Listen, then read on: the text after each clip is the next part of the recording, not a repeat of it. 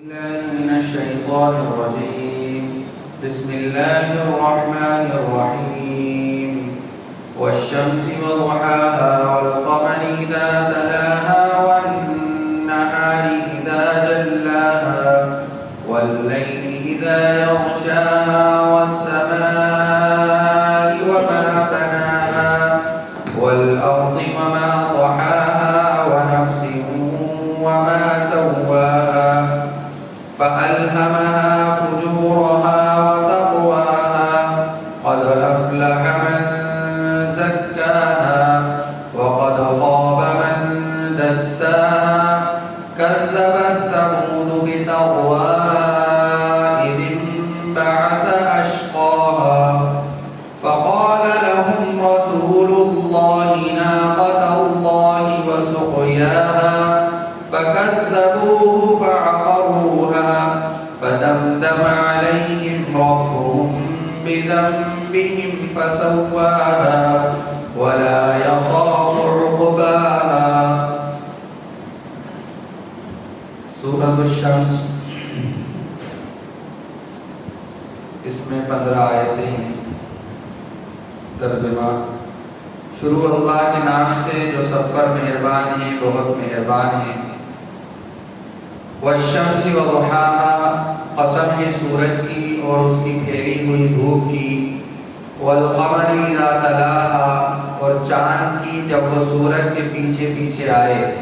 والنہار اذا جلاها، اور دن کی جب وہ سورج کو جلوہ دکھائے. واللیل اذا یغشاها، اور قسم ہے رات کی جب وہ اس پر چھا کر اسے چھپا لے. والسماء وما بناها، اور قسم ہے آسمان کی اور اس کی جس نے اسے بنایا. والارض وما طحاها، اور قسم ہے زمین کی اور اس کی جس نے اسے بچھایا. ونفس وما سواها، اور انسانی جان کی اور اس کی جس نے اسے سنوارا. فألهمها فجورها وتقواها، پھر اس کے دل میں وہ بات بھی ڈال دی جو اس کے لیے بدکاری کی ہے، اور وہ بات بھی ڈال دی جو اس کے لیے پرہیزگاری کی ہے. قد افلح من زکاها، فلاح اسے ملے گی جو اس نفس کو پاکیزہ بنائے. وقد خاب من دساها، اور نامراد وہ ہوگا جو اس نفس کو گناہ میں دھسا دے. کذبت ثمود بطغواها، قوم سمود نے اپنی سرکشی سے پیغمبر کو جھٹلایا. فقال اذ انبعث اشقاها، جب ان کا سب سے سنگ دل شخص اٹھ کھڑا ہوا. فقال لهم رسول الله ناقة الله وسقياها، تو اللہ کے پیغمبر نے ان سے کہا کہ خبردار، اللہ کی اونٹنی کا اور اس کے پانی پینے کا پورا خیال رکھنا. فكذبوه فعقروها، پھر بھی انہوں نے پیغمبر کو جھٹلایا اور اس اونٹنی کو مار ڈالا. فدمدم علیہم ربهم بذنبهم فسواها، نتیجہ یہ ہوا کہ ان کے پروردگار نے ان کے گناہ کی وجہ سے ان کی اینٹ سے اینٹ بجا کر سب کو برابر کر دیا. ولا يخاف عقباها، اور اللہ کو اس کے کسی برے انجام کا کوئی خوف نہیں ہے. اس صورت کے اندر ایمان کے اعتبار سے، یقین کے اعتبار سے بنیادی باتیں بتائی گئی ہیں، اور یہ بتایا گیا ہے کہ انسان کو دو چیزیں، دو راستے دکھائے گئے ہیں جو پچھلی صورت کے اندر بیان کیا گیا تھا. فہدیناہ النجدین، کہ ہم نے انسان کو دو راستے دکھائے ہیں. اس صورت کے اندر بھی اسی کی طرف اشارہ کیا ہے کہ آدمی کو دو چیزیں دی گئی ہیں، اچھائی بھی برائی بھی، نیکی بھی بدی بھی، حرام بھی حلال بھی، ہدایت بھی گمراہی بھی. اب آدمی کو یہ اختیار دیا گیا ہے کہ جو چاہے اس کو پسند کر لے ان دونوں میں سے. چنانچہ اللہ تبارک و تعالیٰ نے 7 چیزوں کی قسمیں کھائی ہیں. کتنی چیزوں کی؟ اس صورت کے اندر 7 چیزوں کی قسمیں کھائی ہیں، اور ان قسموں کو اس طرف اشارہ کیا ہے ان قسموں سے کہ جس طرح سے یہ چیزیں ہیں اسی طرح سے انسان کی زندگی ہے، انسان ہے، چنانچہ سورج کی قسم کھائی کہ قسم ہے سورج کی اور اس کی پھیلی ہوئی دھوپ کی، کہ جس طرح سے سورج ایک صاف اور واضح چیز ہے، روشن چیز ہے، نمایاں چیز ہے کہ ہر انسان جہاں ہے وہاں سے اس کو دیکھ سکتا ہے، تو اسی طرح سے اللہ کی ہدایت ہے، اللہ کی طرف سے جو بھیجے ہوئے رسول ہیں جو ہدایت انہوں نے بتائی ہے وہ بھی ہر انسان کی صاف ہے، واضح ہے۔ اور قسم ہے اور اس کی پھیلی ہوئی دھوپ کی، وَضُحَاهَا، کہ جس طرح سے دھوپ پھیلی ہوئی ہوتی ہے اسی طرح سے یہ ہدایت بھی پھیلی ہوئی ہے، جو چاہے اپنا لے، جو چاہے اپنا لے، کسی کے لیے کوئی بندش نہیں ہے، رکاوٹ نہیں ہے، پابندی نہیں ہے، جس کا دل چاہے وہ ہدایت کو اپنا لے، اس کو اختیار کر لے۔ پھر آگے قسم کھائی وَالْقَمَرِ إِذَا تَلَاهَا، اور قسم ہے چاند کی جب وہ سورج کے پیچھے پیچھے آئے، قسم ہے چاند کی جب وہ سورج کے پیچھے پیچھے آئے، تو وہ بھی ایک طرح کی واضح چیز ہے کہ جس طرح سے چاند کا ایک کام ہے، چاند کی ایک کام چاند کا ہے، ایک کام سورج کا ہے کہ سورج دن میں نکلتا ہے تو لوگ اس کے ذریعے سے کام کاج کرتے ہیں، اپنے دن کے کاموں کو انجام دیتے ہیں، پھر جب اس کے پیچھے چاند آ جاتا ہے تو رات میں لوگ آرام کرتے ہیں، اپنے کاموں کے اندر جو تھکاوٹ ان کو ہوئی تھی، تکان ہوئی تھی، اس سے آرام محسوس کرتے ہیں۔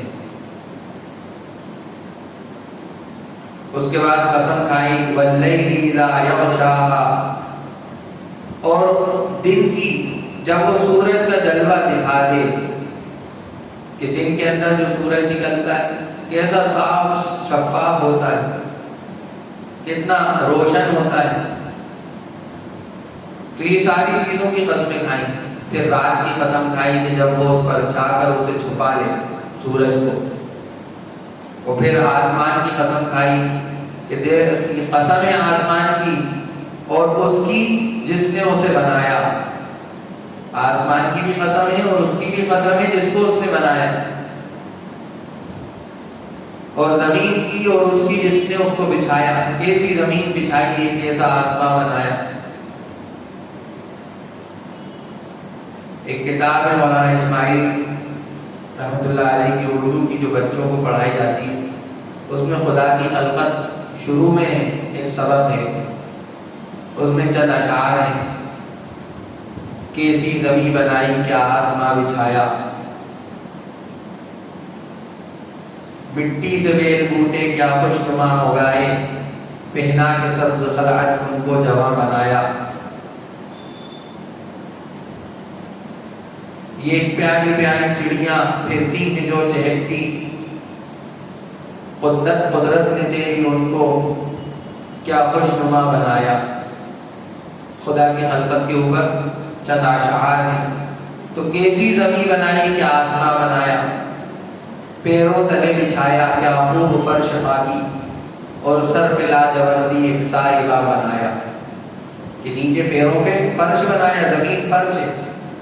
ہم دیکھتے ہیں فٹ پاتھ پہ سونے والے، ان کا بستر کیا ہوتا ہے، ان کی زمین کیا ہوتی ہے اور ان کی چھت کیا ہوتی ہے، آپ اس سے اندازہ کر لیجیے۔ جو فٹ پاتھ پہ سوتے ہیں ہم نے دیکھا، ان کی چھت آسمان ہے اور ان کا فرش زمین ہے، تو کیسی ہر اعتبار سے کہیں کی زمین سخت بنائی اور کہیں کی نرم بنائی کہ آدمی چلنے میں آسانی، کہیں اتنی نرم بنائی جہاں کھیتی باڑی کی جاتی، تو ہر اعتبار سے زمین اور اس کے بچھانے والے کی قسم اللہ تعالیٰ کھا رہے ہیں۔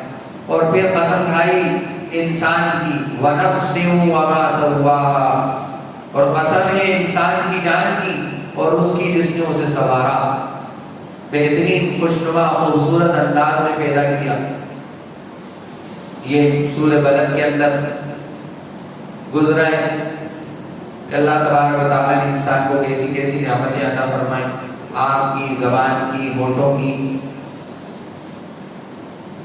یہ ساری چیزوں کی قسمیں کھائیں اللہ تبارک و تعالیٰ نے یہ بتلانے کے لیے کہ انسان کو ہم نے دو راستے دکھائے ہیں، دو راستے دیے ہیں۔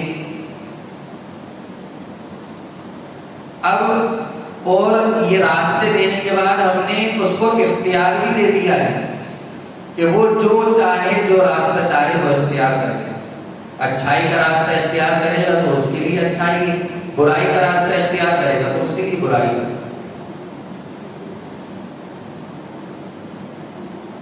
تو اسی کی طرف آگے اشارہ کیا فَأَلْهَمَهَا کہ ہم نے بات ڈال دی اندر، کائی کی بات فجورها بدکاری کی، وتقواها اور پرہیزگاری کی، اور پھر اس کی آگے وضاحت کی کہ تقواها جو بات ڈالی ہے پرہیزگاری کی، اگر کوئی شخص محنت کر کے مشقت کر کے اپنے نفس کو کچل کر، اپنے نفس کو مار کر، نفسانی خواہشات کو قابو میں کنٹرول میں کر کر، پچھلے ہفتے بتایا تھا نا سورہ بلد کے اندر کہ صبر کی 3 قسمیں 4 قسمیں بیان کی گئی۔ صبر عن المعصیہ، گناہوں سے بچنے پر جو مصیبت پریشانی آتی ہے اس پر صبر کرنا۔ تو کیا بتایا اس میں؟ قد افلح من زکاہا کہ فلاح کو پا گیا، کامیاب ہو گیا، نجات مل گئی ایسے شخص کو جس نے اپنے نفس کا تزکیہ کر لیا، اپنے نفس کو پاک کر لیا، صاف کر لیا، شفاف کر لیا۔ ایسا آدمی فلاح پائے گا، ایسا آدمی فلاح پائے گا۔ کہ اللہ تبارک و تعالیٰ نے حدیث میں آتا ہے کہ اللہ کے نبی صلی اللہ علیہ وسلم نے فرمایا کہ اللہ تبارک و تعالیٰ نے جنت کو کراہتوں سے ڈھانپ دیا۔ کراہت، پریشانیاں، مصیبتیں، ان سب چیزوں سے جنت ڈھکی ہوئی کہ آدمی ایک قدم ان کراہتوں پر رکھے، مصیبتوں پر رکھے تو اس کا دوسرا قدم جنت میں۔ اور جہنم کو خواہشات سے ڈھانپ دیا، لذتوں سے ڈھانپ دیا، آرائشوں سے، آسائشوں سے ڈھانپ دیا، دل لگی کی چیزوں سے ڈھانپ دیا کہ آدمی خوب خواہشات پر چلے، ایک قدم اس کا خواہشات پر تو دوسرا قدم جہنم۔ تو کامیاب کون ہوگا؟ جس نے اپنے نفس کو پاک کر لیا۔ ایک شاعر کہتا ہے تو بچا بچا کے نہ رکھ اسے، نفس کے تعلق سے کہا ہے شعر کہ تو بچا بچا کے نہ رکھ اسے، تیرا آئینہ ہے وہ آئینہ۔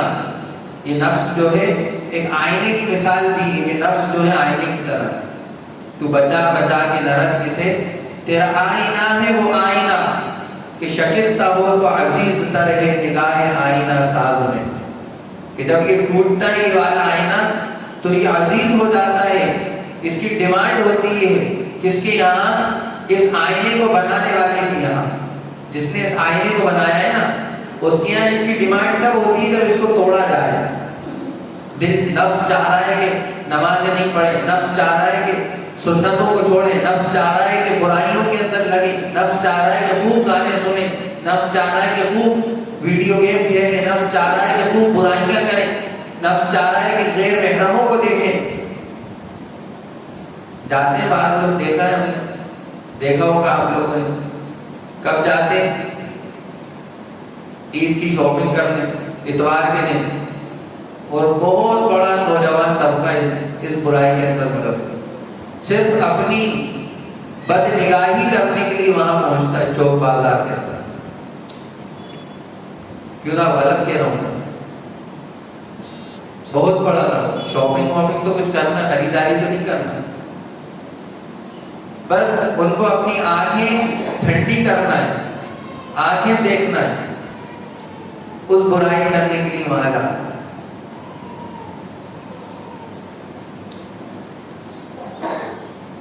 بد نگاہی اتنی خراب چیز ہے، اتنی خراب چیز ہے، اللہ ہم سب کی حفاظت فرمائے۔ کہ اگر آدمی نے دن بھر خوب نیک اعمال کیے اور اگر رات میں بد نظری کر لی، کسی غیر محرم کو دیکھ لیا، تو وہ سارے اعمال جو ہے پل بھر کے اندر ختم ہو جاتے ہیں. اتنی بری چیز ہے. تو قد افلح من زکاہا، کہ کامیاب وہ ہوگا جس نے اپنے نفس کو پاک کر لیا. وقد خاب من دساہا، اور نامراد ہوا، ناکام ہوا وہ شخص جس نے اس کو دھسا دیا، دفن کر دیا اپنے نفس کو گناہوں کے اندر لگا دیا. گناہ ہی گناہ، یہاں تک کہ پورا دل اس کا کالا ہو گیا، سیاہ ہو گیا. اب اس سے خیر کی بات کرو تو اس کو سمجھ میں نہیں آتی. خیر کی بات کرو اس سے تو سمجھ میں نہیں آتی. یہ سب بیان کرنے کے بعد اللہ تبارک و تعالیٰ نے پھر ایک واقعے کی طرف اشارہ کیا کہ دیکھو اپنے ایمان کو مضبوط کر لو، اپنے عقائد اور اپنے اعمال کو پکا کر لو، ہماری نافرمانی چھوڑ دو، اپنے نبی کی سنتوں کو توڑنا اور ٹھکرانا اور ان کو کچلنا چھوڑ دو، ختم کر دو، ورنہ ہمارے عذابات بہت سخت ہیں. پہلے کے انبیاء جو ہوتے تھے ان کو جو معجزہ دیا جاتا تھا وہ معجزہ انہی کی زندگی کے اندر ان کی وفات کے ساتھ، ان کی وصال کے ساتھ ختم ہو جاتا تھا. لیکن ہمیں جو معجزہ دیا ہے یہ معجزہ قیامت تک کے لیے. اگر اس کی نافرمانی کری، اس کی حکم عدولی کری، اس کو نہیں مانا تو ہم بھی جو ہے بہت گھاٹے اور خسارے کے اندر ہوں گے. بات آ رہی سمجھ میں؟ یہ معجزہ قرآن کا جو ہے یہ قیامت تک کے لیے ملا ہے. ہم ہی ایک ایسی امت ہے جسے معجزہ قیامت تک کے لیے دیا ہے. ختم نہیں ہوا نبی کے ساتھ بلکہ قیامت تک رہے گا.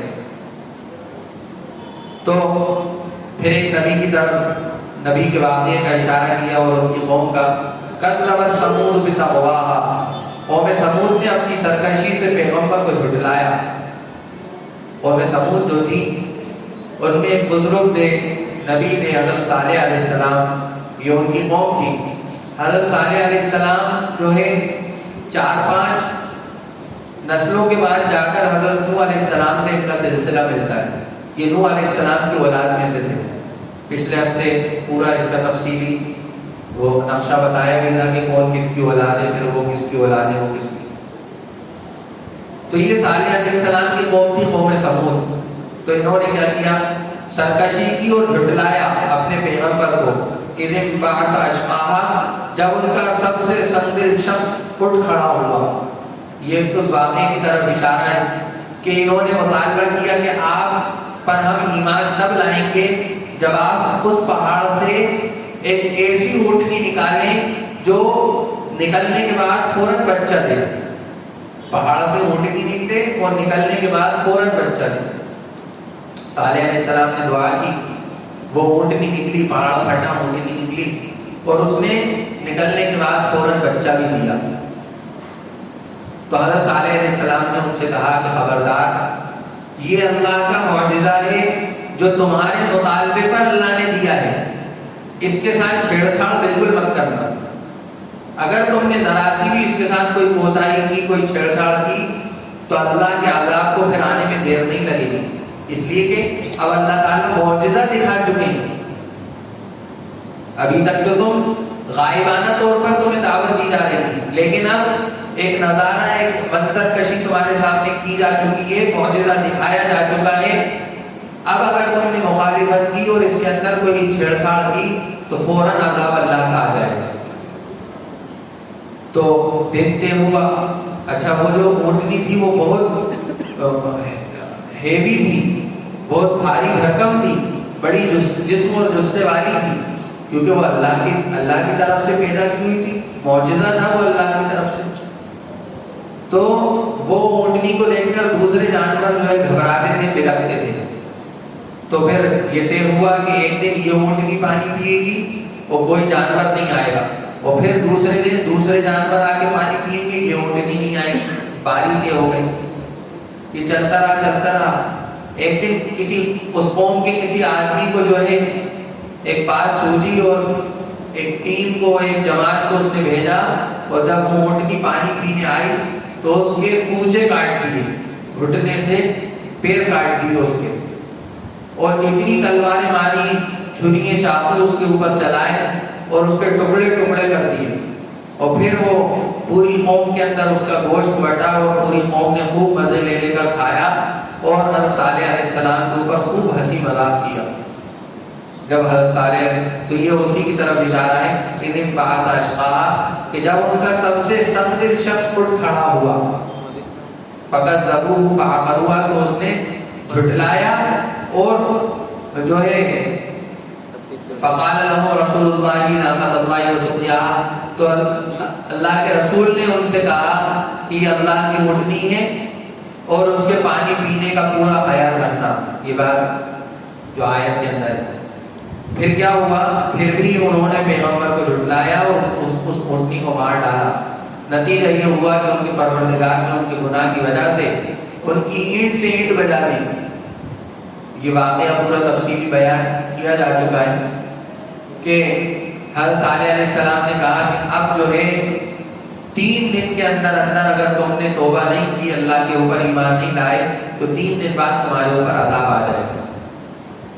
اور عذاب کی شکل کیا ہوگی کہ پہلے دن تمہارے چہرے جو ہے سرخ ہوں گے، پہلے دن زرد ہوں گے، پھر سرخ ہوں گے، پھر سیاہ ہوں گے، اس طرح سے عذاب۔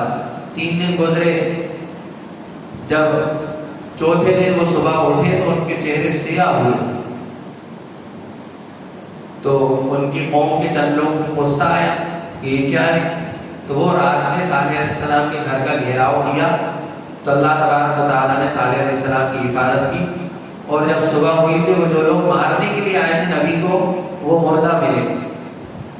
پھر اور دوسرے لوگوں کو غصہ آیا کہ یہ کیا ہوا، پھر صالح علیہ السلام جو چند لوگ ان کے اوپر ایمان لائے تھے ان کو لے کر شہر سے باہر گئے۔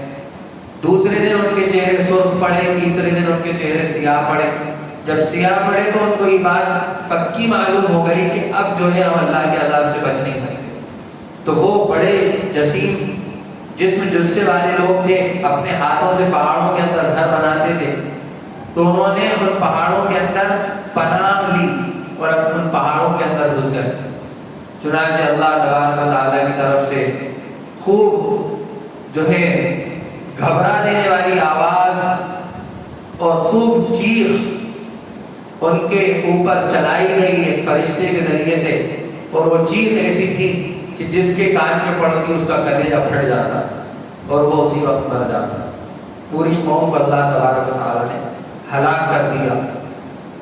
فَكَذَّبُوهُ فَعَقَرُوهَا، نتیجہ یہ کہ ان کے پروردگار نے جو ہے انہوں نے پیغمبر کو جھٹلایا اور اس اونٹنی کو مار دیا۔ فَدَمْدَمَ عَلَيْهِمْ رَبُّهُمْ بِذَنبِهِمْ فَسَوَّاهَا، اینٹ سے اینٹ بجا کر ان سب کو برابر کر دیا۔ دمدمہ کہتے ہیں مستقل عذاب کو، مسلسل عذاب۔ اور پھر آگے اگر کوئی شخص کسی کو مارتا ہے دنیا کے اندر تو یہ اس شخص کو یہ ڈر رہتا ہے کہ اب میں نے اس کو مارا ہے تو اس کے بچے مجھ سے بدلہ لیں گے، اس کے رشتہ دار مجھ سے جھگڑا کریں گے، یہ ڈر انسان کو رہتا ہے۔ لیکن اللہ کے ساتھ ایسا کوئی معاملہ نہیں۔ اللہ جب جس کو چاہے ہلاک کر دے، اس سے کوئی پوچھنے والا نہیں، اس سے کوئی حساب لینے والا نہیں، وہ ہر چیز سے بے نیاز ہے، ہر چیز سے بری ہے۔ تو اسی کی وضاحت آگے کی وَلَا يَخَافُ عُقْبَاهَا، اور اللہ کو اس کے کسی برے انجام کا کوئی خوف نہیں ہے، اللہ کو کسی کا ڈر نہیں ہے۔ اگر اس نے ہلاک کر دیا تو کر دیا، اس سے کوئی بدلہ لینے والا نہیں ہے، اور اس کو کسی چیز کا خوف بھی نہیں۔ یہ مختصر سی ہدایات تھیں جو اس سورت کے ذریعے سے ہم تک پہنچائی گئی کہ ہمیں اپنے ایمان اور عقائد کے اعتبار سے محنت کرنا چاہیے۔ خاص طور پر ہمیں اپنے بچوں کو اس وقت کے اندر اور اس زمانے کے اندر اپنے بچوں کے عقائد کو اور ان کی ایمان کو مضبوط کرنا چاہیے، اس لیے کہ ہمارے بچے جو ہے زیادہ تر مسلمانوں کے بچے جو ہے اسکولوں کے اندر ہیں، اور اسکولوں کے اندر اس بات کی اس وقت محنت یہ کی جا رہی ہے ان مسلمانوں کے بچوں سے ان کے ایمان کو ختم کیا جائے، ان کے عقائد کو برباد کر دیا جائے۔ یہ صرف نام کے مسلمان رہے، کام کے مسلمان نہیں رہے۔ اس لیے کہ جس کے ایمان اور عقائد کمزور ہو جاتے ہیں تو اس کے اندر ڈر بیٹھ جاتا ہے، موت کا خوف آ جاتا ہے، موت کا خوف آ جاتا ہے۔ اور جس کے اندر موت کا خوف آ جائے وہ کیا کرے گا؟ کوارنٹائن رہے گا، گھر سے باہر نہیں نکلے گا، ماسک لگائے گا۔ یہ ہے احتیاطی چیزیں، لیکن یقینی چیزیں نہیں ہیں۔ احتیاطی چیزیں یقینی چیزیں نہیں ہیں۔ موت تو اسی وقت آئے گی جب اللہ نے اس کا وقت لکھا ہے۔ ہم یہ سوچ لیں کہ ماسک لگانے سے موت نہیں آئے گی، تو یہ تو یقینی چیز نہیں، یہ تو احتیاطی چیز ہے۔ آرہی بات؟ تو اپنے بچوں کے عقائد کو اور ان کی ایمان کو مضبوط کریں، ان کو سمجھائیں کہ بیٹا تمہارے اوپر کسی کا دباؤ پڑے، کسی کی طرف سے تمہیں دبایا جائے، دھمکایا جائے، لیکن تمہیں اپنی ایمان سے پیچھے نہیں ہٹنا۔ ایمان کیا ہے؟ کہ اللہ ایک ہے، وہی عبادت کے لائق ہے، محمد صلی اللہ علیہ وسلم اللہ کے آخری نبی۔ یہ بنیادی ایمان کی باتیں بچوں کو بتانا ہے۔ ورنہ کیا ہوتا ہے کہ بچوں کو موبائل دے دیا تو گیموں کے اندر لگ۔ دیکھیے چھوٹے بچے کی جس اعتبار سے پرورش کریں گے اس کے اندر وہ خصلتیں، وہ صفتیں آئیں گی۔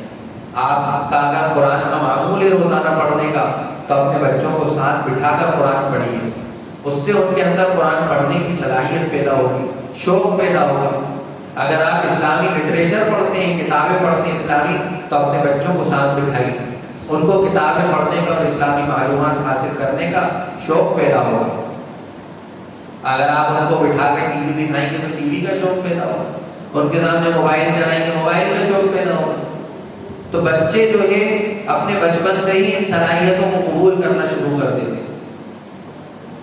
تو اپنے بچوں کی پرورش کے اعتبار سے محنت، عقائد ایمان کے اعتبار سے محنت۔ اور دوسری بات ایک یہ کہ اب جو ہے شعبان کا مہینہ ہے، 15ویں شعبان کو ہم شب برات ایک اللہ کی طرف سے دیا ہوا ایک عطیہ ہے، جس کے اندر عبادت کرتے ہیں، اگلے دن روزہ رکھتے ہیں، تو بس اسی دن کا روزہ ہے۔ آ رہی بات سمجھ؟ یہ بھی اہمیت کی رات ہے، اس میں بھی جو ہے عبادت کرنا چاہیے، موج مستی نہیں ہونا چاہیے۔ آ رہی بات سمجھ؟ اللہ تبارک و تعالیٰ ہم سب کو عمل کی توفیق عطا فرمائے۔ سبحان اللہ و بحمدہ، سبحان اللہ و بحمدہ۔